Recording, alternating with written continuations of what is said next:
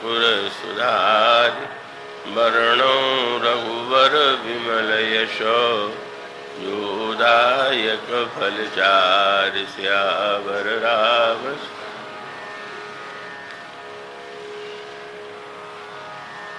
श्रद्धेय स्वामी श्री महामंडलेश्वर माधवानंद जी महाराज, श्रद्धेय श्री महंत पर हमारे श्री ओंकारानंद जी महाराज, श्रद्धेय स्वामी गोविंद जी महाराज, इन सब के चरणों में मेरा सादर प्रणाम और नमन और आप सब लोगों का स्वागत अभिनंदन। आइए उस श्लोक पर दृष्टि डालें, इस पर विचार करें जिसको केंद्र बनाकर इस बार प्रवचन का क्रम रखा गया। गोस्वामी जी भगवान शंकर और भगवती उमा की वंदना करते हैं।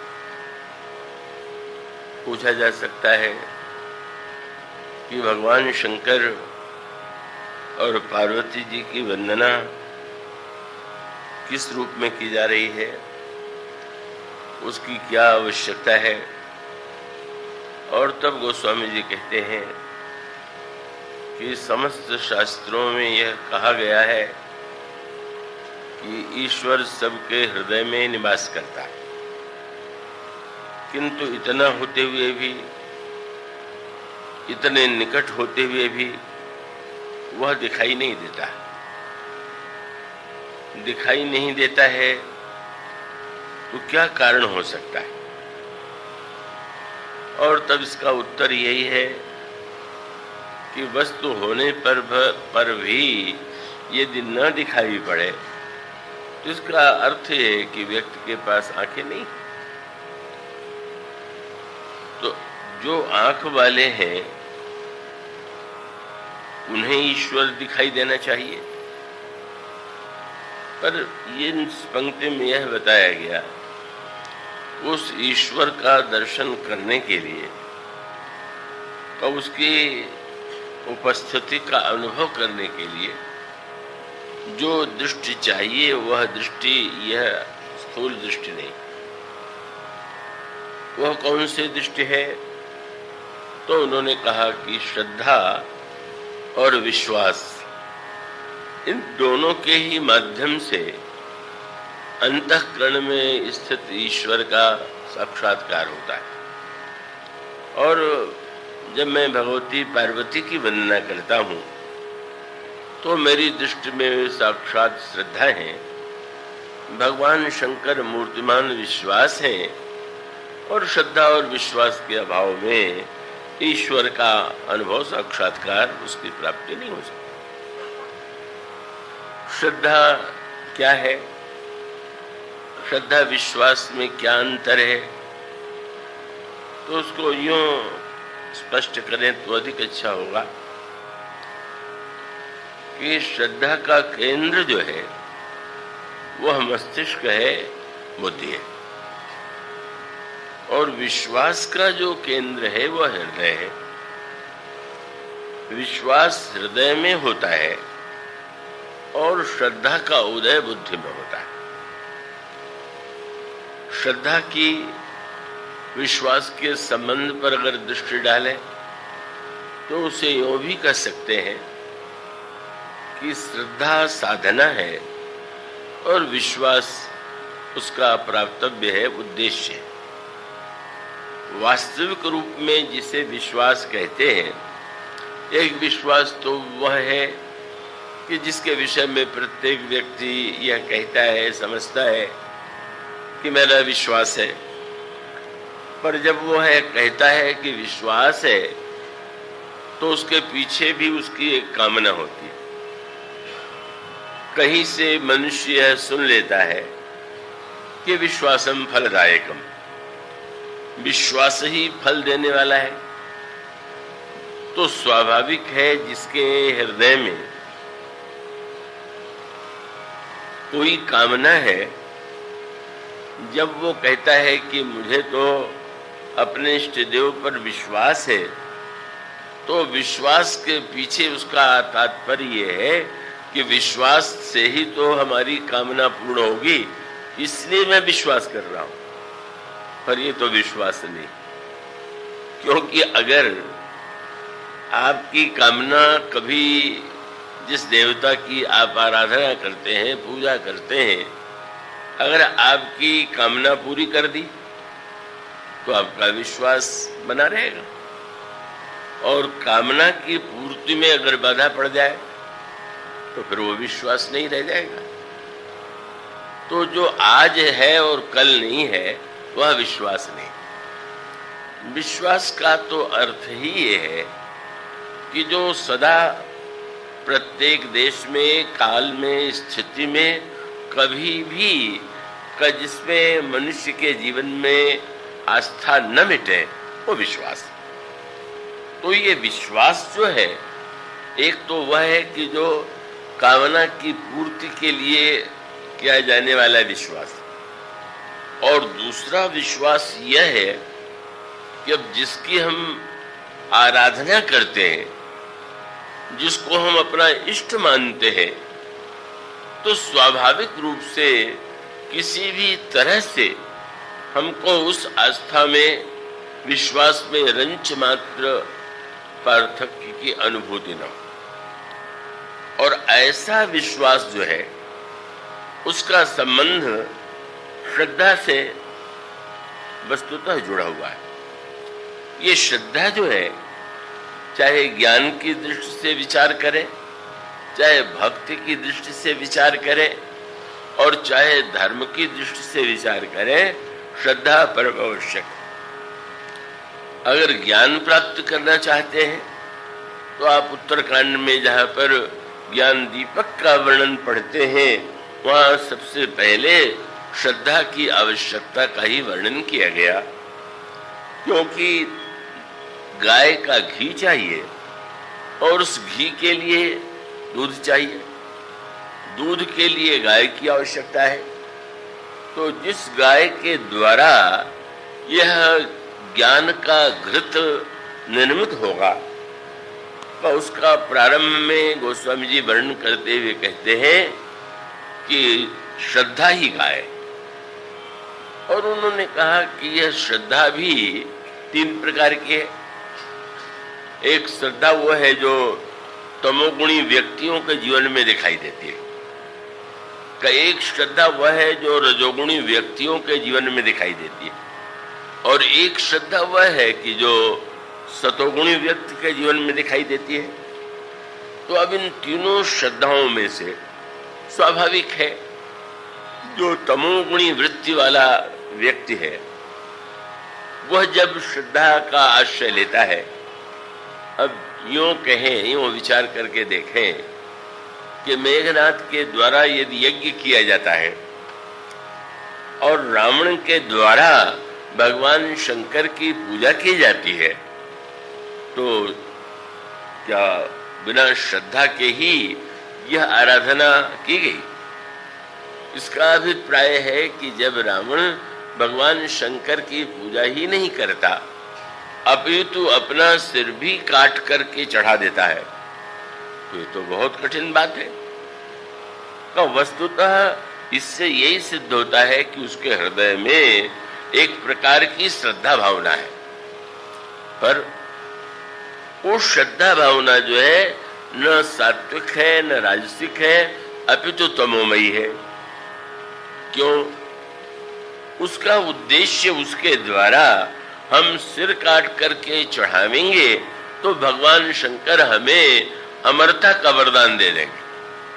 हम जब एक सिर अर्पित करेंगे तो बड़े उदार हैं, तो हमको न जाने कितने सिर देंगे, और वो सिर पाके करेंगे भी क्या, बस यही सिद्ध हो गया।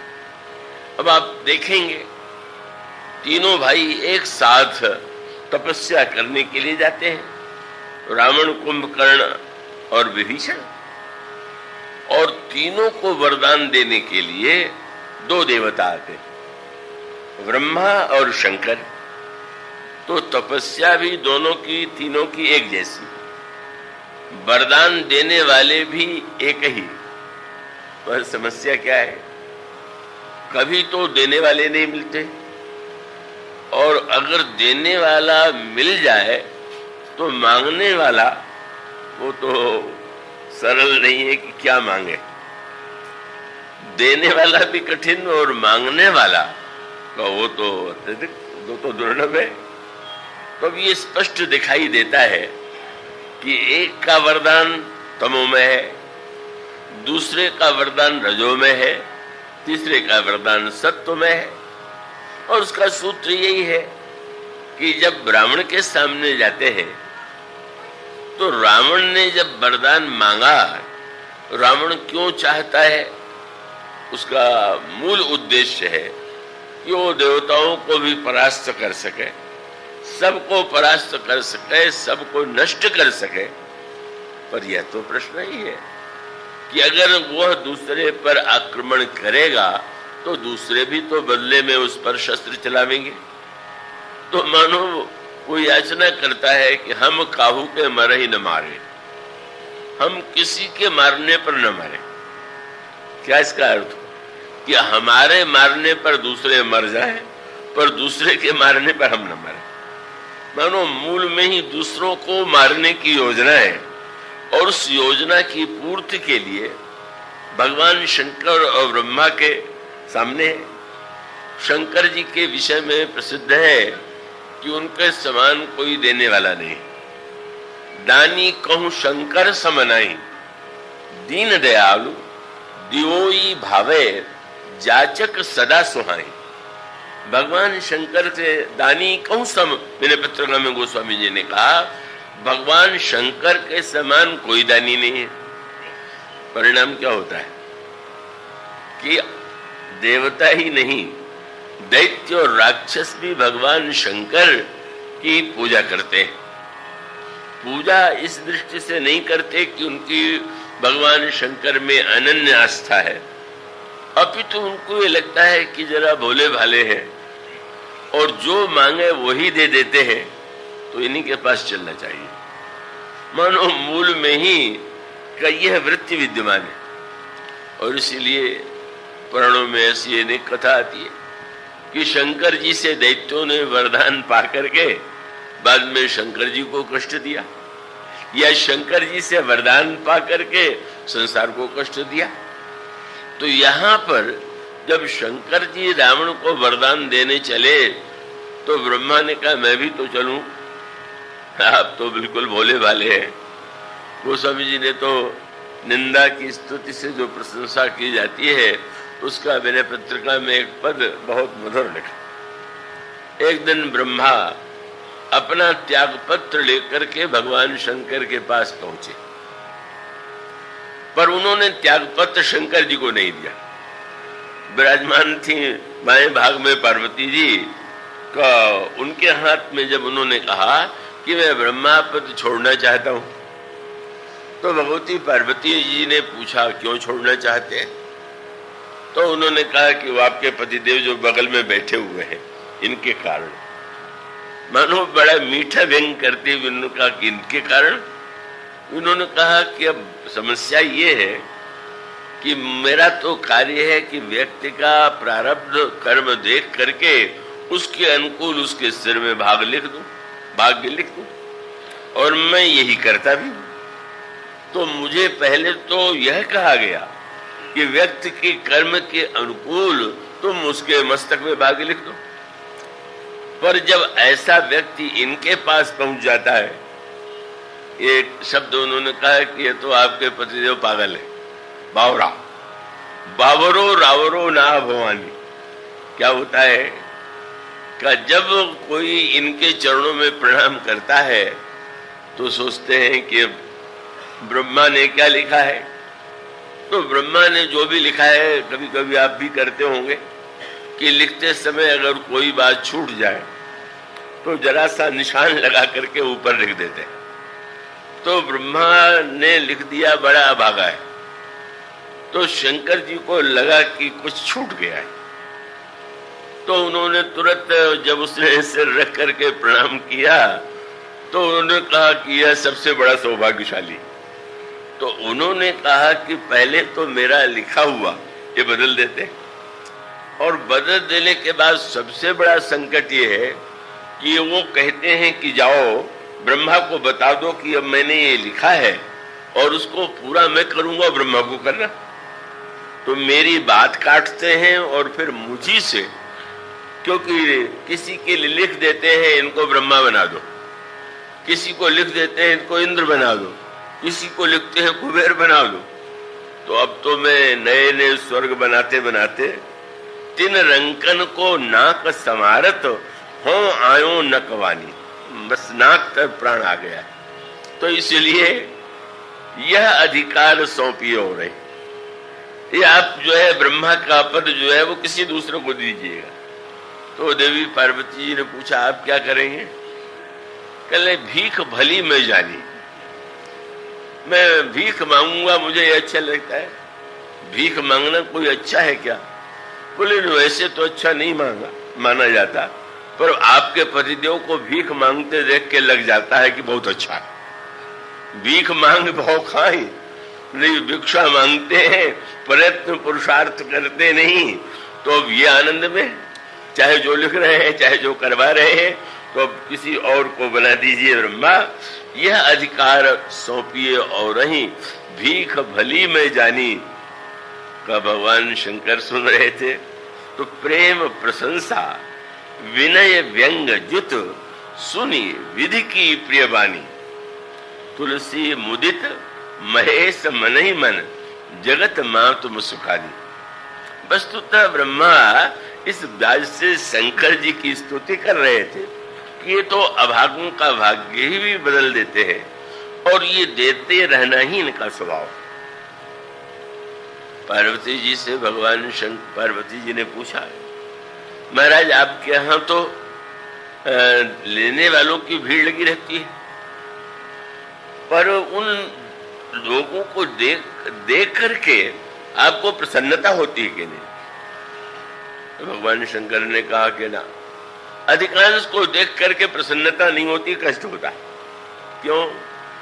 बोले मैं तो देने को तैयार हूं, पर ये अभागे जो आते हैं लेना नहीं जानते, और लेना नहीं जानते तो मुझे लगता है कि अब मेरे पास आकर के भी, मुझसे मांग करके भी अगर ये जीवन में का वो परमानंद नहीं पा सका तो कितना बड़ा भागा है। बल्कि गोस्वामी जी ने कवितालु रामायण में और भी भगवान शंकर नंगे रहते हैं, वस्त्र शरीर पर है नहीं। किसी ने सुन लिया कि शंकर जी बड़े दानी हैं तो उसने बड़ी साधना किया। जब भगवान शंकर सामने आ गए और उन्होंने कहा मांगो, क्या मांग रहे हो? तो बोल ही नहीं रहा है, नहीं बोल रहा है। तो शंकर जी ने कहा तुमने मांगने के लिए मुझे बुलाया, मांग क्यों नहीं रहे हो? उसने कहा आप क्षमा कीजिएगा, आपको देख करके मुझे सोचना पड़ रहा है कि मैं आपसे मांगूं कि आपको दूं। क्यों? अब आपके पास जब पहनने के लिए कपड़ा नहीं, गले में सांप बिच्छू हड्डी का आपका पात्र है, तो अब क्या ऐसे व्यक्ति से मांगना ठीक है? तो भगवान शंकर ने हंस करके कहा चिंता मत करो, और लोग अपने लिए कुछ बचा के रखते हैं, पर मैं तो देते ही देता हूं। पर देने के साथ साथ एक ध्यान रखना कि अगर किसी तुमको थोड़ा मांगना हो तो किसी और देवता से मांग, मुझसे मांगना तो अधिक ही मांगना। वो समझी ने कवितालु रामायण में लिखा, नांगो कहे जग मांगनो देखे न खांगो कछु। ब्रह्म में मत पड़ जाओ कि मेरे पास कुछ नहीं, कोई कमी नहीं, पर इतना तो कहूंगा जनी मांगियो थोड़ा मत मानना। थोड़ा मांगना हो तो किसी और के पास जाओ, पर उस सामने वाला समझ नहीं पाता कि थोड़ा मांगना क्या होता। एक भिखारी जिसको 1 रुपया मिलता है, अगर उससे कह दिया जाए और मांग लो तो बेचारा बहुत साहस करे तो 10 मांग ले, 100 मांग ले, क्योंकि उससे अधिक मांगने पर डर लगता है कि अब ये कह तो दिया इन्होंने, और देंगे भी कि नहीं। मनु जी ने भगवान से यही कहा कि अब जथा दरिद्र विबुध तरु पाई बहु संपत्ति मांगत सब कुछ आई। तो ऐसी स्थिति में शंकर जी दुर्भाग्य, रावण का दुर्भाग्य क्या है? जब लौट करके आए तो पार्वती जी ने पूछा, रावण ने आपसे क्या मांगा? तो देवी उसने मृत्यु मांगी। वो अपने समझ से अमरता मांग रहा, पर शंकर जी ने कहा कि उसने तो मुझसे मृत्यु मांग लिया। मृत्यु वो तो बिना मांगे मिलती है। उन्होंने कहा कि देवी, जब उसने कहा कि हम काहू के मरे ही न मारे, और उसके साथ एक वाक्य जोड़ दिया कि बानर मनुज जाति दुई बारे, बंदर और मनुष्य को छोड़ के हम किसी के हाथ से न मरे, तो रावण का तर्क यह था कि बंदर और मनुष्य को तो वे तो मेरे भोजन है, इनको मारना तो कोई कठिन है ही नहीं, तो इसलिए बंदर मनुष्य को छोड़ करके मैं किसी के हाथ से न मरूं।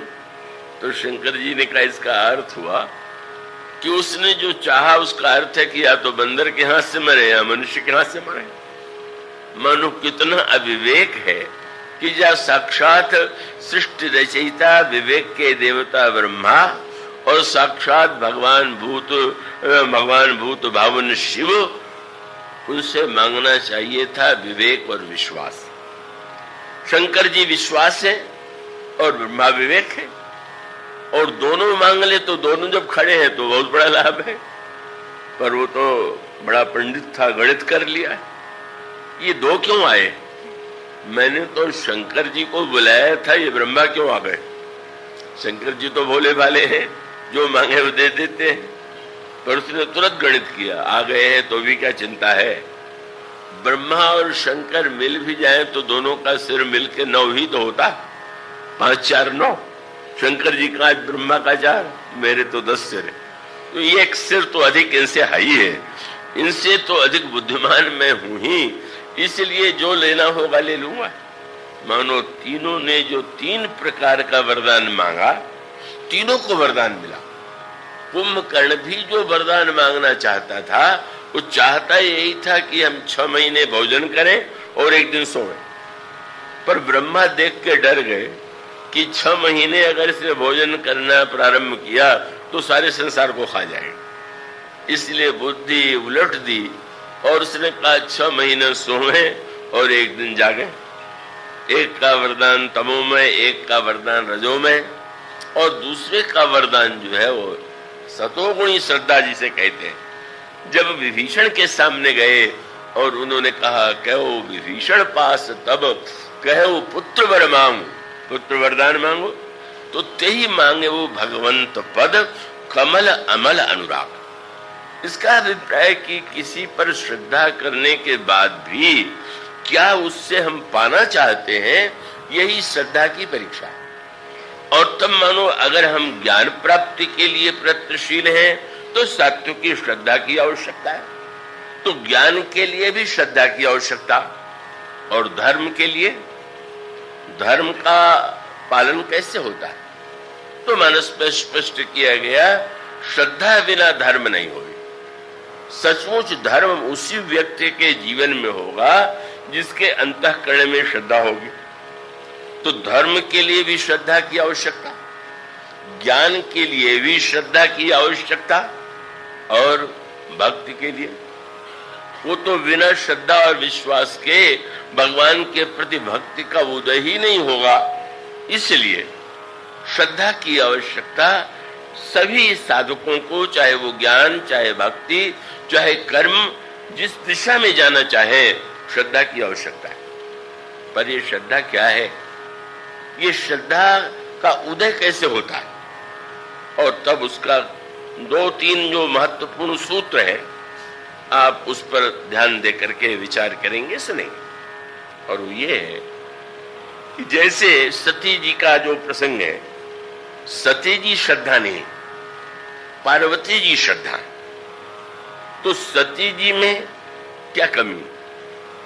वे भगवान शंकर की प्रिया वे भी तो हैं, भगवान शंकर की पत्नी वे भी हैं, पर उन्हें हम श्रद्धा के रूप में श्रद्धा का स्थान नहीं देते। जब वही सती अगले जन्म में पार्वती बनती है तब कहते हैं कि हाँ ये श्रद्धा।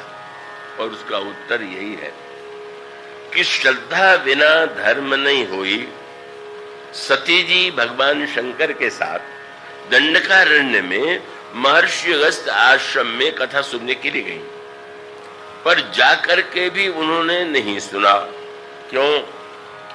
धर्म आप मान भले ही ले कि मैं धर्म का पालन करता हूं, पर उसके पहले यह तो पता होना चाहिए कि सचमुच धर्म है क्या। सबसे महत्व का प्रश्न है।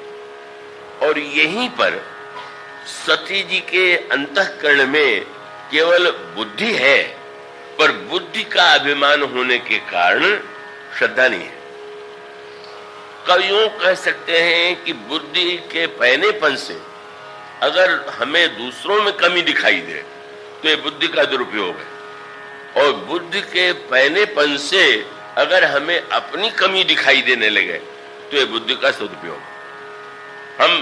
मुझे स्मरण है हिंदू विश्वविद्यालय में प्रवचन चल रहा था, तो जब ये कहा गया कि दोष देखना सबसे बड़ा पाप है, तो एक संस्कृत के बड़े पंडित ने लिख करके भेजा कि आपका यह कथन तो शास्त्र के विरुद्ध है। क्यों? तो उन्होंने लिख करके भेजा कि शास्त्र का कथन ये है कि पंडित तो वही है जो पंडितो दोषज्ञ, पंडित वह है जो दोष को जानता। तो मैंने यही निवेदन किया कि यह तो कहा ही है कि पंडित वह है जो दोष को जाने, पर यह तो नहीं लिखा हुआ है कि दूसरे का कि अपना। बस अंतर इतना है, आपने मान लिया पंडित वह है दोष जो दूसरे में निकाल दे, और अगर आप भक्ति परंपरा की दृष्टि से विचार करें तो पंडित वह है जो अपने में दोष ढूंढ ले। तो अपने में कमी दिखाई देगी तो श्रद्धा होगी कि भाई हमें उतनी समझ नहीं है, अपनी योग्यता नहीं है, तब हम दूसरे पर श्रद्धा करेंगे।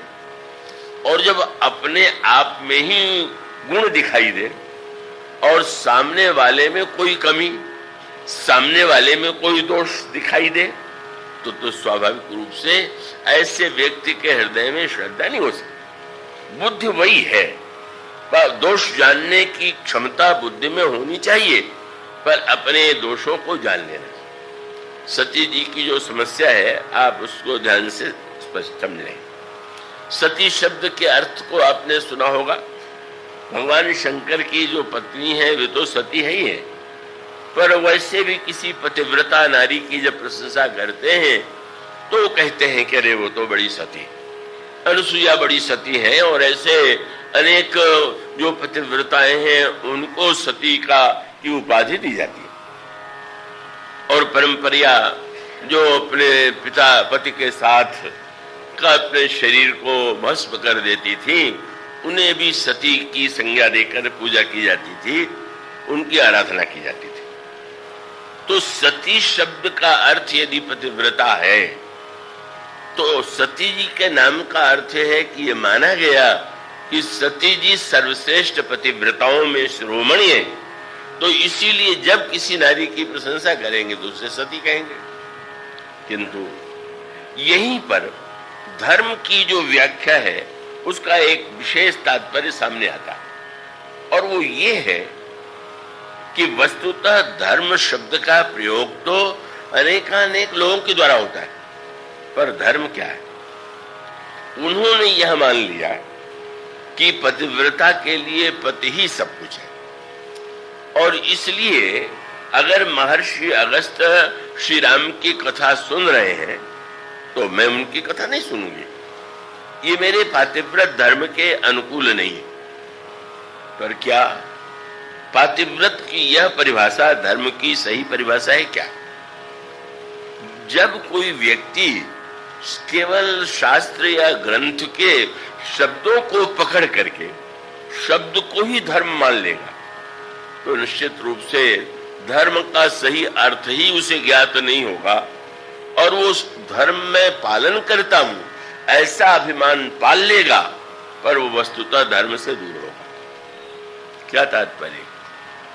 अब मानो शास्त्रों में यह कहा गया कि पति परमेश्वर से बड़ा है, या साधना में ये कहा गया कि गुरु भगवान से बड़ा है, कहीं कहा गया पिता भगवान से भी बड़े, कहीं कहा गया कि भगवान मां भगवान से भी बड़ी है।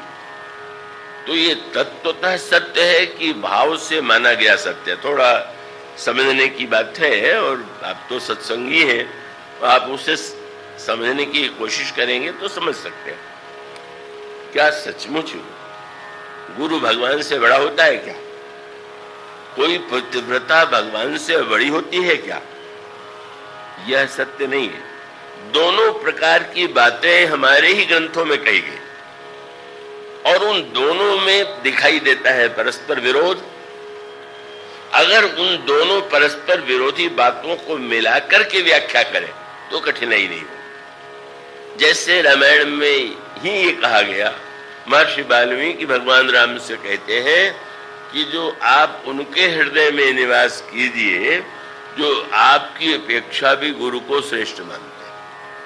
तुम ते अधिक गुरु ही जिए जानी, सकल भाई सेवई सन्मानी। तो यही तो हुआ कि वाल्मीकि जी ये कह रहे हैं कि गुरु भगवान से बड़ा है। अब उसको उलट करके देखिए तो वो भगवान शंकर पार्वती से कह रहे हैं कि पार्वती, उमा राम सम हित जग माही। उमा पार्वती, मैं बताना चाहता हूं कि राम के समान कोई हितैषी नहीं है। तो पिता माता आदि का नाम लेते तो कोई बात नहीं था, पर उन्होंने कहा गुरु पितु मातु बंधु प्रभु नहीं। न भगवान से बड़ा हितैषी गुरु है, न पिता है, न तो माता है, न तो बंधु है। दोनों वाक्य रामायण के, पर उसके पीछे जो अर्थ है उसको तो समझिए, उसका तात्पर्य तो समझिए। इसका तात्पर्य यह है कि जिस समय हम आराधना करते हैं तो आराधना के लिए हम जहां पर भावना के द्वारा आरोपित करेंगे, तो भावना के द्वारा आरोपित करने में हम जब तक उसमें निष्ठा के लिए उसे सर्वश्रेष्ठ नहीं मानेंगे तब तक वहां निष्ठा दृढ़ नहीं। वस्तुतः गुरु भगवान से बड़ा इसलिए नहीं कि बड़ा है। अगर ऐसा होता तो बलि जो है गुरु का परित्याग क्यों कर देते? गोस्वामी जी के जीवन में बात आती है, मीरा जी के सामने यह प्रश्न था कि वे परिवार में रहते हुए भी भगवान श्याम सुंदर की भक्ति करना चाहती हैं, लेकिन परिवार के लोगों को उनके व्यवहार में कुल की मर्यादा के विरुद्ध आचरण दिखाई देता है। ये नृत्य करती हैं, मंदिरों में जाकर के गीत गाती हैं, संतों के बैठ करके सामने बैठ करके मर्यादा के अनुकूल आचरण नहीं करती हैं, तो मीरा जी को कष्ट देते हैं। अब वो कष्ट सहते सहते मीरा जी के सामने ये प्रश्न आया कि मैं क्या करूं।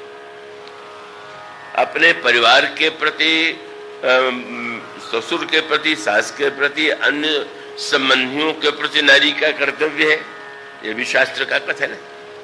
और भगवान की भक्ति सर्वश्रेष्ठ है, ये भी शास्त्र का कथन है। तो उन्होंने सोचा कि गोस्वामी तुलसीदास बड़े भक्त सिद्ध पुरुष हैं, उनके पास लिख करके पूछें कि वे क्या कहते हैं। तो बड़ा प्रसिद्ध पद है जिसमें मीरा जी ने तुलसीदास जी को लिखा, मेरे मात पिता के सम हो हरि भक्तन सुखदाई, मोकह कहा उचित करिबो है, सो लिखिए समझाई। आप मेरे लिए माता पिता की तरह हैं, भक्तों को सुख देने वाले हैं। आप बताइए कि मुझे क्या करना चाहिए। क्या? बोले घर के स्वजन हमारे जेते, सबनी उपाधि बढ़ाई, और साधु संग अरु हरि भजन में देत कलेश सदाई। अब एक और हमारे परिवार के लोग सत्संग में, आराधना में कष्ट दे रहे हैं, और दूसरी ओर बालापन ते मीरा कीन्ही का, बस मीरा ने, उन्होंने ये कहा तो मैंने तो बाल्यावस्था से ही श्याम सुंदर से प्रीति किया, सो तो अब छूटे नहीं छूटे, लगी लगन बरी आई, मैं क्या करूं। और तब गोस्वामी जी ने जो पद लिखा वो समझने योग्य।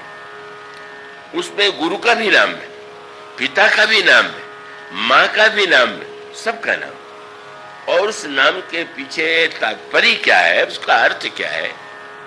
गुरु भगवान से बड़ा, आप जब कहेंगे गुरु भगवान से बड़े हैं, तो भगवान के विग्रह के लिए जैसे माना जाता है कि उनका शरीर जो है साक्षात सच्चिदानंदमय है, उसमें कोई विकृति नहीं होती, उसमें कोई रोग नहीं होता, तो आप बड़े से बड़े महापुरुष को गुरु के रूप में देखें तो उनके शरीर में रोग भी होता है, शरीर में समस्याएं भी आती हैं। तो ऐसी स्थिति में उसका तात्पर्य यह है कि गुरु इसलिए बड़ा नहीं है कि वो भगवान के समान सर्वशक्तिमान, गुरु इसलिए बड़ा नहीं कि वो भगवान के समान सर्वज्ञ है, गुरु इसलिए बड़ा नहीं है कि उसका शरीर जो है भगवान से अधिक चिन्मय है, गुरु इसलिए बड़ा है कि वो भगवान से मिलाता है। बस उसको हम इतना महत्व इसलिए देते हैं, जैसे विवाह के समय आप जब किसी पंडित विद्वान को, आचार्य को बुलाते हैं तो सब लोग उसके चरणों में प्रणाम करते हैं। विवाह कराने के लिए आए हुए पंडित को जो वर है वो भी प्रणाम करे, कन्या परिवार के लोग भी प्रणाम करें। पर प्रणाम इसलिए कराया जाता है कि ऐसे सुंदर बीज से विवाह करावें कि ये दोनों सुखी हो, और कहीं ऐसा विवाह कराने लगे कि इनका प्रारंभ से ही झगड़ा होने लगे तो क्या वो पंडित बंधनी रह गया? क्या पंडित बंधनी इसलिए पूजी इसलिए है कि वो हमारा उद्देश्य उस दिशा में हमको बढ़ाता। गुरु भगवान से बड़ा नहीं है, बड़े तो भगवान ही है, भगवान से बड़ा और कोई नहीं होता। लेकिन जब वो कहते हैं तो कितनी सुंदर बात, बोले गुरु गोविंद दो खड़े कागे लागू पाए। गुरुदेव खड़े हैं और गोविंद खड़े हैं, किसको प्रणाम करें? तो कहा हम गुरु जी को प्रणाम करेंगे। क्या गुरु जी भगवान से बड़े हैं? नहीं, गुरु जी में एक विशेषता है। गुरु जी इसलिए बड़े हैं कि बलिहारी गुरुदेव जिन गोविंद दियो लखा, उन्होंने गोविंद को दिखला दिया। हम जो दिखला दे हम उसको और सम्मान देते हैं। गुरु को बड़ा मान करके हम भगवान को पाना चाहते हैं। गुरु के माध्यम से गुरु का बड़प्पन जो है वो भाव से स्वीकृत सत्य है, का वो वस्तुतः तथ्य नहीं। और इसी प्रकार से जब कोई पतिव्रता पति को भगवान से बड़ा माने तो मानने का एक भावनात्मक आनंद है। व्यवहार में उस मान करके उसके अंतःकरण की निष्ठा दृढ़ होती है। पर क्या सचमुच पतिदेव में भगवान से अधिक गुण है क्या? क्या उनमें सर्वज्ञता है कि सर्वशक्तिता है कि विशेषता है? आपने भाव से उनमें यह भावना बनाई, बनाने के बाद न तो कोई गुरु भगवान से बड़ा होता है, न कोई पतिव्रता भगवान से बड़ी होती है। और एकाध दृष्टांत में जब कोई बड़ा दिखाई दे तो प्रभु की कृपा है कि वो उसको बड़ा दिखा देते किया कि मैं अपनी पातिव्रत की शक्ति के द्वारा अपने पुत्र को अमर बना दूंगी और कोई इसे मार नहीं पाएगा। बस यही वो सूत्र है। गांधारी ने कहा दुर्योधन से, पुत्र आज तक मैंने नेत्र से पट्टी नहीं हटाई, पर आज तुम मेरे सामने पूरे वस्त्र उतार हो करके नग्न हो करके आओ, मैं तुम्हें देखने के लिए पट्टी उतारूंगी, तुम्हारा शरीर वज्र का हो जाएगा, मैं देखूंगी कि भीम तुम्हारा क्या कर लेते। बड़ा प्रसन्न हुआ और तुरंत उसने वस्त्र उतारे। पर उतारने के पहले योजना तो उसी को बनानी थी। उसने सेवकों को आज्ञा दे दिया, खिड़कियां बंद कर दो, मार्ग में कोई दूसरा मिलने न पावे। वस्त्र उतार करके चला और वो जो कौतुकी श्याम सुंदर है वो तो वहां भी पहुंच गए और उनको देख करके वो लज्जित होकर बैठ गया। जिसके सामने नग्न होने में संकोच नहीं करना चाहिए वहां संकोच आ गया। एक ईश्वर ही ऐसा है कि जिसके सामने नग्न होना गुण है। पर वो दुर्योधन जो है श्री कृष्ण को देख करके उसको संकोच लगा। और जब भगवान ने मुस्कुरा करके पूछा, ये क्या? ये तुमने नग्न होने का कार्य कब प्रारंभ किया? तुम तो दूसरों को नग्न करने में प्रसन्न होते हो, स्वयं क्यों नग्न हो गए? व्यंग यह था कि जितना बड़ा युद्ध लड़ा गया, तुमने द्रौपदी को नग्न करने की चेष्टा की है, इसीलिए हुआ। आज तुम स्वयं नग्न हो रहे हो। व्यंग मानो यह था कि व्यक्ति की विडंबना यह है कि जैसे भगवान कृष्ण गोपियों से नग्न होकर के सामने का आदेश देते हैं, उसका तात्पर्य यह है कि निर्मल मन जन सो मोहि पावा, मोहि कपट छल छिद्र न भावा। मानो कपट में भी जो शब्द छिपा हुआ है वो पट ही तो है। पट माने वस्त्र है और कपट में भी पट है। तो मानो मर्यादा के लिए वस्त्र पहनना और बात है, और वस्तुतः वास्तविकता को छिपाने के लिए भगवान कहते हैं मुझे कपट प्रिय नहीं। तो भगवान कृष्ण ने गोपियों को आदेश दिया, वो तो दोनों करते हैं, नग्न होने से बचाते भी हैं और नग्न बनाते भी। गोपियों को नग्न होने का आदेश दिया और द्रौपदी को नग्न होने से बचा लिया। भगवान का कथन यह है कि संसार के सामने वस्त्र तो मर्यादा है, इसलिए मैं उसकी रक्षा करूं, पर मेरे सामने तो सारा आवरण, सारा पट दूर करके ही भक्तों ने, संतों ने, सभी ने कहा घूंघट को पट खोलू रे, तो ही राम मिलेंगे या तो ही पीओ मिलेंगे। मानो यही बुद्धि की विपरीतता है कि भगवान के सामने, और फिर भगवान ने कहा, तुरंत कह दिया कि जब मेरे सामने तुम्हारी ये दशा हो गई, अब गांधारी के सामने नग्न जाके खड़े हो जाओ। कितनी अभद्रता है, अमर्यादा है, क्या करें? बोले और कोई बात नहीं, छोटा सा कच्ची में वस्त्र लपेट लो। अच्छा बाप कह रहे हैं तो आपकी बात कैसे टाले, मान लिया। और जब वो गांधारी के सामने पहुंचा तो गांधारी ने पूछा, पुत्र तुम आ गए?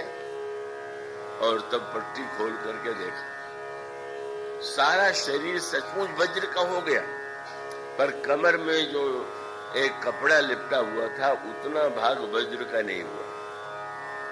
पतिव्रता ने सारे शरीर को वज्र बना दिया। वो कपड़ा कितना बड़ा मजबूत था कि पतिव्रता की आंख का तेज भी उतना नहीं घुस पाया। अरे इतनी बड़ी पतिव्रता, यह कपड़ा कौन था? बोले भगवान की इच्छा का कपड़ा था, इसको कोई भेद नहीं सकता। भगवान का जो संकल्प होता है, जो इच्छा होती है, वही होता है।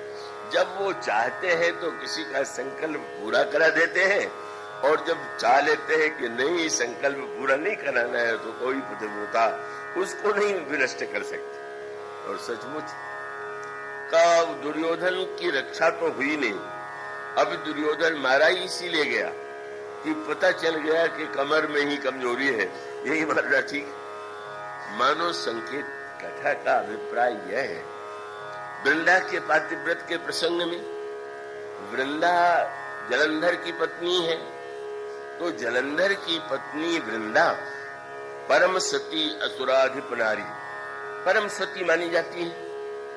और वो उसका परिणाम क्या होता है कि उसके पातिव्रत के कारण शंकर जी भी जब लड़ते हैं तो वो नहीं हरा पाते।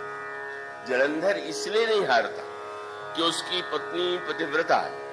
पतिव्रता की शक्ति पा करके गोस्वामी जी लिखते हैं कि एक कलप सुर देख दुखारे, समर जलंधर सन सब हारे। क्यों हारे? बोले परम सती असुराधिप नारी, तेई बल ताहि न जिते पुरारी। पतिव्रता के तेज का, उसके पातिव्रत का परिणाम हुआ कि जलंधर को शंकर जी भी नहीं मार पाए। बड़ी विचित्र सी, अच्छी न लगने वाली कथा आती। क्या लिखा हुआ है? भगवान ने वृंदा के पातिव्रत को नष्ट करने के लिए जलंधर का रूप बना लिया। पढ़ के कष्ट भी होता है। कई लोगों को लगता है कि कैसी बातें पुराणों में लिखी हुई है। भगवान ने कपट करके जालंधर बन करके उसका पातिव्रत नष्ट कर दिया। फिर वही प्रश्न कि जालंधर का वेश बना करके अगर भगवान विष्णु आए इतनी बड़ी पतिव्रता पहचान क्यों नहीं पाई? पहचान जाना चाहिए था। इतनी बड़ी पतिव्रता ने भगवान को जालंधर के रूप में देखा, तो देखने के बाद अगर वो कह देती कि अरे मैं जानती हूं कि आप तो विष्णु है, आप जालंधर का वेश बना करके आए हो, तो उसका अभिप्राय उसकी नेत्र जो है उसमें दिव्यता।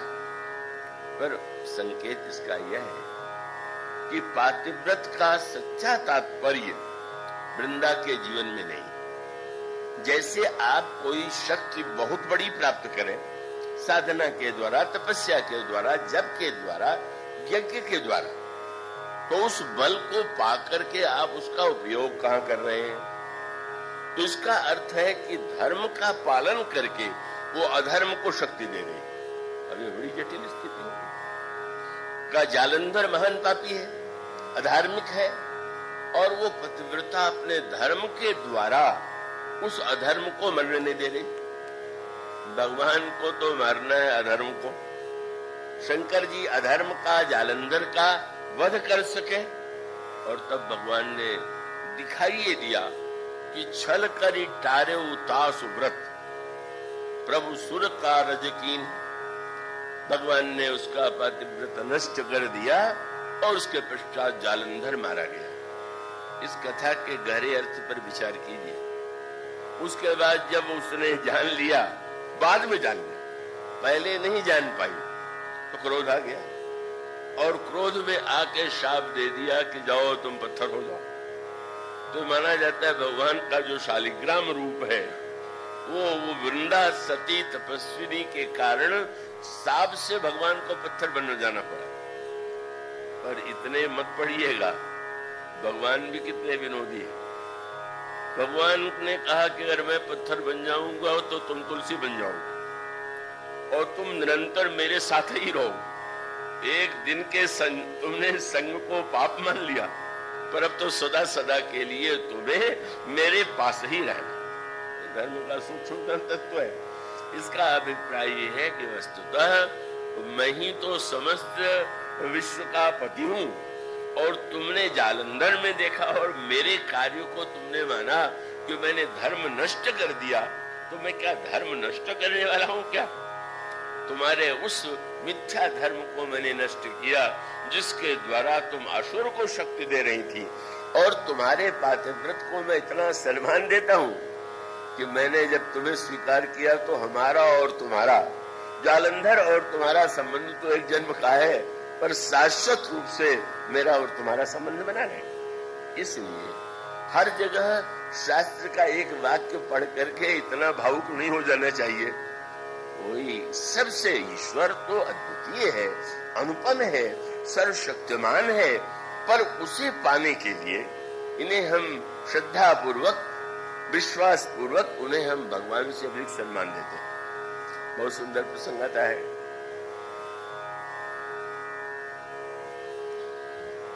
जब पार्वती जी तपस्या कर रही थी तो उस समय 7 महात्मा परीक्षा लेने के लिए आए।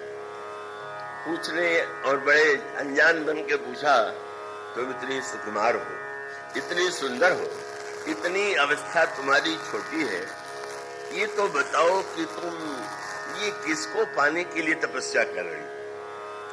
तो पार्वती जी ने हाथ जोड़ करके कहा कि हमारी नासमझी सुन करके तो हंसी आपको आवेगी, पर चाहिए सदा शिव ही भरतारा। शंकर जी हमें पति प्राप्त हो, इसलिए मैं कर रही हूं।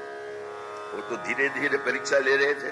अच्छा, तो शंकर जी को पाने के लिए तुम्हें उपदेश किसने दिया? बोले हमारे गुरुदेव तो नारद जी। नारद जी है तो कहा कि अब हो गया। जिसके लिए कहा तुम जानते हो कैसा? क्या बोले? कोई योगी जटिल अकाम मन ऐसा जो ही अवगुण ही नहीं है, तू शंकर मिलो।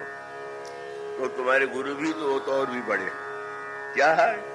अरे वो तो मन कपटी तर सज्जन चीन, बड़ा कपटी है तुम्हारा गुरु, सज्जन की तरह बोलता है।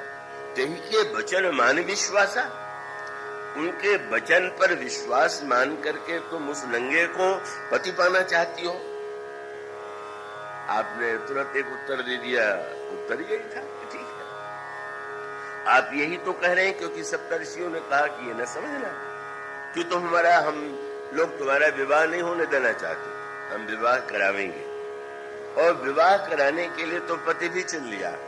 कौन? बोले अति सुंदर, सुचि, सुखद, सुशीला, गावहि वेद, जासु जस लीला, दूषण रहित सकल गुण राशि, श्रीपति पुर वैकुंठ निवासी, विश्व भगवान पति।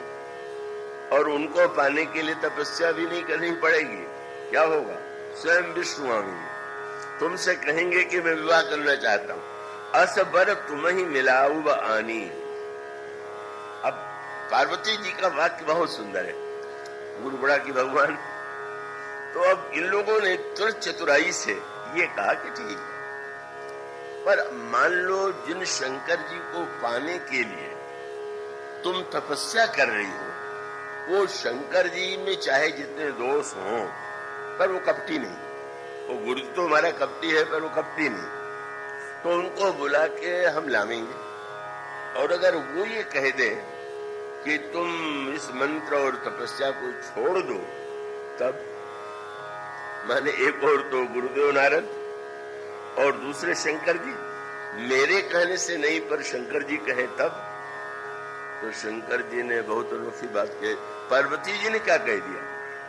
अरे एक बार शंकर जी 100 बार भी आके कहे तो तजौ न नारद कर उपदेश, आप कहे 7 बार में 100 बार भी शंकर जी कहे तो मैं उनकी बात नहीं मानूंगा। सिद्ध हो गया कि गुरु जी बड़े हो गए। पर क्या ये सही हुआ क्या? अब इसको उलट के देखिए कि अगर नारद जी आकर के कहें कि शंकर जी से तुम प्रेम करना छोड़ दो, तो क्या छोड़ देंगे क्या?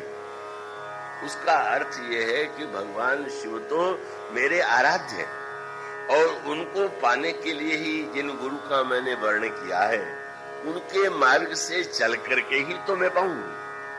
तो जिनके मार्ग से मुझे चलना है, जहां तक साधना का संबंध है, वहां गुरु ही परम प्रमाण। लेकिन उसको इसलिए महत्व है कि वो साध्य से मिलाने वाला, शिव से मिलाने वाले हैं। मानो उनका तात्पर्य है कि शंकर जी यदि आके ये कहें कि तपस्या न करो, साधना न करो, तो इसका अर्थ तय हुआ कि शंकर जी कह रहे मुझसे प्रेम मत करो। तो शंकर जी के कहने से सब छोड़ दें, पर प्रेम करना कैसे छोड़े? और उस प्रेम की प्राप्ति में जो सहायक है, इस नाते वो हमारे लिए इतने महान है कि उनके उपदेश का मैं परित्याग नहीं करूं। वही सूत्र सर्वत्र है। गुरु को हम इसलिए बड़ा मानते हैं, यह मानना चाहिए कि वह भगवान से मिलाने वाला है, भगवान को दिखलाने वाला है। पर अगर ऐसा न हो, तो गोस्वामी ने मीरा जी को जो पद लिखा उसमें यही था कि जाके प्रिय न राम वैदेही, तजिए ताहि कोटि वैरी सम, यद्यपि परम सदे। और तब एक एक उन्होंने कहा घबराने की आवश्यकता नहीं, पिता भगवान से बड़े। तो उन पिताजी को बोले तजो पिता प्रहलाद, पिता की आज्ञा मानना चाहिए, बिना विचारे मानना चाहिए। तो प्रहलाद से तो पिताजी ने कहा कि तुम भगवान की भक्ति छोड़ दो, छोड़ देते। बोले तजो पिता प्रहलाद, विभीषण बंधु, बड़ा भाई जो है पिता के तुल्य है। बड़ा भाई कह रहा है कि तुम राम के पक्ष में मत बोलो, पर वो तो रावण को छोड़ देते हैं, भगवान को तो नहीं छोड़ देते। और बंधु भरत का, भरत महतारी, माँ का कितना ऊंचा स्थान है, पर भरत जी ने उस महान माता को छोड़ ही नहीं दिया। वो उन कठोर शब्दों में जो उन्होंने कहा, जो तय कुरुचि रही यदि तो ही जन्मत काहे न मारसी मोही। और कहा कि अरे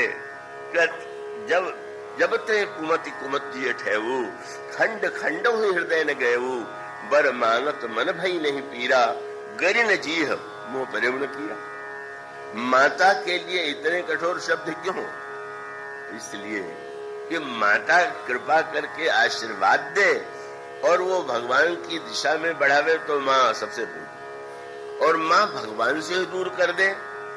तो उन्होंने कहा कि देखो, प्रहलाद ने पिता को छोड़ दिया, विभीषण ने भाई को छोड़ दिया, श्री भरत जी ने मां को छोड़ दिया, पर गुरु जी तो छोड़ने योग्य नहीं होंगे। बोले नहीं वो भी छोड़ेंगे। कौन? तजो पिता प्रहलाद विभीषण बंधु भरत महतारी, गुरु बलि तजो। बलि के गुरु है शुक्राचार्य, महान गुरु है, महान विद्वान है। शुक्राचार्य की बड़ी सेवा बलि ने किया है। ऐसे बढ़िया उपाख्यान आते हैं कि अपनी कन्या तक को शुक्राचार्य की बेटी का दास्ताई बना दिया। ऐसा सम्मान शुक्राचार्य जी को बलि के द्वारा दिया जाता था। किंतु वही सूत्र फिर आया सामने। बलि यज्ञ कर रहा है, गुरु और आचार्य शुक्राचार्य जी हैं, भगवान वामन के रूप में आते हैं। कल वामन को देख करके बलि प्रभावित तो होता है, पर ये भगवान है उसको ज्ञान नहीं। और यही कहा कि ब्रह्मचारी आप इस यज्ञ में आए, आप जो भी मांगे वो मैं दूंगा। बस गुरु जी ने तुरंत धीरे से संकेत किया, चलो बाहर, उस बात में तुमसे कहूंगा। बाहर ले जाकर कहा कि तुम जानते हो ये कौन है? बोले कोई बड़ा तेजो ब्रह्मचारी। ये ब्रह्मचारी साधारण नहीं है, ये विष्णु भगवान है। ये आए हैं और तुम्हारा सारा राज्य संपत्ति दान में लेकर के इंद्र को दे देंगे। चलो लौट के कह दो मैं आपको नहीं दूंगा। बलि ने उस समय शुक्राचार्य के चरणों में प्रणाम किया। बोले मैं ऐसा गुरु पा करके धन्य हो गया कि मैं भगवान को नहीं पहचान पाया और आपने पहचान लिया। और गुरुदेव अब ये बताइए कि आपने से ही मैंने सुना है कि भगवान सर्वशक्तिमान है। तो गुरुदेव अगर भगवान सर्वशक्तिमान है तो राज्य क्या मुझसे छीन के नहीं ले सकते थे क्या? वो छीन लेते, इंद्र को दे देते। ऐसी स्थिति में कितने कृपालु हैं कि छीनने के स्थान पर दान लेने वाले बन गए। और ऐसा अवसर क्या मैं छोड़ दूं? भगवान को समर्पण करने के लिए भगवान की ही वस्तु है, इसलिए ये मत कहिए कि ये मत करो। बस जो गुरु भगवान के प्रति समर्पण को रोक रहा है, बस वह तो गुरुत्व खो बैठे। क्रोध आ गया शुक्राचार्य जी, और क्रोध में आकर के कहा जा तेरा सारा राज्य संपत्ति चली जाए। बलि हंसने लगा। बोले भगवान की इच्छा आपके मुंह से भी बोलने लगी। आप मेरा राज्य बचाते बचाते स्वयं भी शाप दे रहे हैं कि यह नष्ट हो जाए। यही है भगवान की शक्ति, भगवान की इच्छा। और उसके बाद भी जैसी ममता होती है, शुक्राचार्य जी को लगा शाप तो दे दिया, तो मेरा चेला है का इसका तो राज्य बचाना ही चाहिए। बस यही तो गुरु को जब ये चिंता हो गई, वो इतनी चिंता है, बोले इसकी संपत्ति और राज्य अगर चला जाएगा तो मेरी सेवा आनंद कौन देगा? इसलिए सब बना रहे तभी तो मेरी सेवा होगी।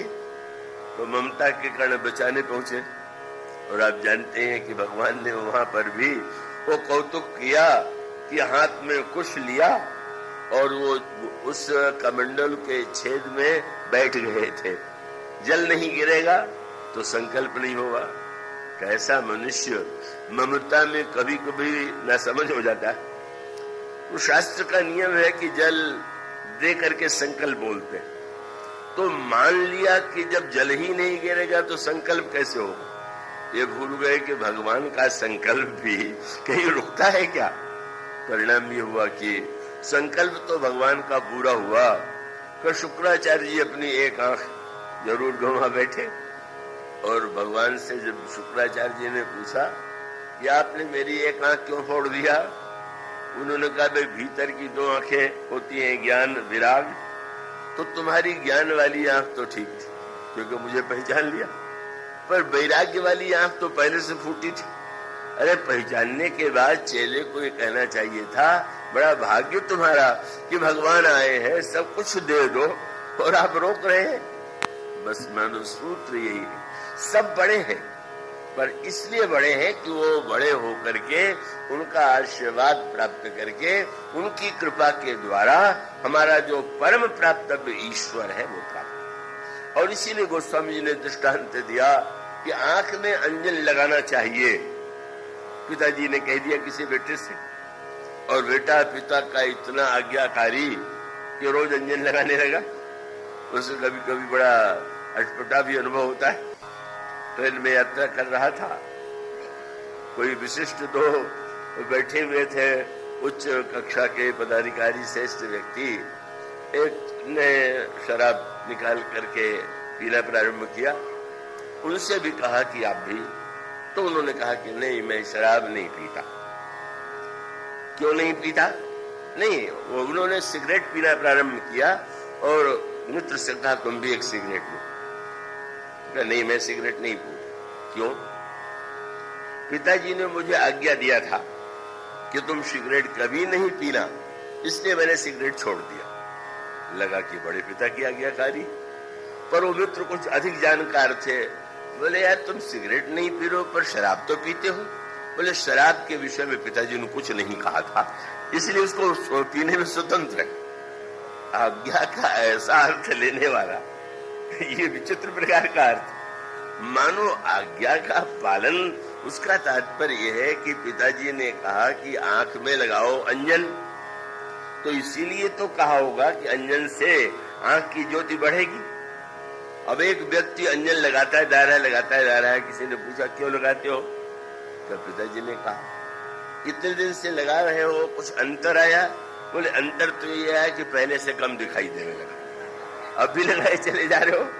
तो गोस्वामी जी ने कहा अंजन कहाँ, नैन जो फूटे, बहुतक कहो कहाँ लो। ये धर्म का अंजन लगा करके भगवान का दर्शन हो तो अंजन अंजन है, और अंजन लग के भगवान ही दिखाई देना बंद हो जाए। मानो सती जी ने श्रद्धा न होने से, श्रद्धा बिना धर्म न हुई, केवल बुद्धि पूर्वक माना गया धर्म जो है अहंकार की सृष्टि करता है। और बुद्धि में जब श्रद्धा आ जाती है तो श्रद्धा के द्वारा धर्म वह होगा जो पार्वती जी के जीवन में हुआ। राम कथा क्यों सुने? वो तो मेरे पतिदेव शंकर से अलग है, मैं पतिव्रता हूं, ये अभिमान पाल लिया। तो मानो जहां पर धर्म को क्रिया और शब्द के रूप में पकड़ करके अभिमान पाल लिया, भगवान शंकर साथ में लेकर के गए हैं, शंकर जी सुन रहे हैं और धर्म के अभिमान में वो सुन ही नहीं है। इसलिए एक अनोखी बात है, आपको यह लगे विचित्र बात, भगवान शंकर सती से जो समस्याएं थी वो तो आई, पर जब पार्वती के रूप में जन्म हुआ और उन्होंने श्री राम कथा सुनने के लिए, वही सती, पतिव्रता सती जो कथा नहीं सुन रही थी, स्वयं भगवान शंकर के पास आकर कहती हैं मुझे श्री राम की कथा सुनाई। और तब शंकर जी इतने प्रसन्न हुए और तुरंत उन्होंने कहा धन्य सती, धन्य हो सती। एक क्षण के लिए पार्वती जी को लगा कि ये तो मेरे पूर्वजन्म वाला नाम था। धन्य उमा नहीं कह रहे, धन्य सती कह रहे हैं, क्या तात्पर्य? और तब भगवान शंकर ने सती की वह व्याख्या किया जो श्रद्धा और भक्ति के अनुकूल है। उन्होंने कहा कि संसार ने तुम्हें पूर्व जन्म में सबसे बड़ी सती माना, सबने पूजा किया, पर वो जो तुम्हारा सती धर्म का अभिमान था उसी ने तुम्हें कथा, भगवान की कथा से वंचित कर दिया। संशय हुआ, भ्रम हुआ, असत्य हुआ, वियोग हुआ, ये सब केवल पातिव्रत धर्म के मिथ्याभिमान से हुआ। और तुम आज मेरी दृष्टि में सती आज हो। क्यों? बोले रघुपति चरण प्रीति नहीं थोड़ी। पति के चरणों में नहीं, शंकर जी कहते हैं कि मेरे चरणों में नहीं, भगवान राम के चरणों में तुम्हारा इतना प्रेम है, इसलिए तुम मेरी दृष्टि में सती हो। क्या अर्थ हुआ? बोले जब मेरा मन निरंतर श्री राम के चरणों में रहता है तो मेरे साथ तो वही रहेगा जो वही रहेगा। तो मेरा मन श्री राम के चरणों में और तुम्हारा मन न जाने कहा पिता के साथ। तो शरीर से साथ रह करके तुम मुझसे दूर थी, और आज जब तुम्हारे हृदय में भक्ति का उदय हो गया तो हम और तुम मिलकर के अब एक हो गए। इसलिए बुद्धि के द्वारा जिस धर्म का निर्णय किया जाएगा वह धर्म का निर्णय अधूरा होगा और अभिमान की सृष्टि करेगा। और उस बुद्धि में जब श्रद्धा का उदय होगा और श्रद्धा पूर्वक धर्म को समझेंगे, तभी धर्म सच्चे अर्थों में जीवन में आवेगा।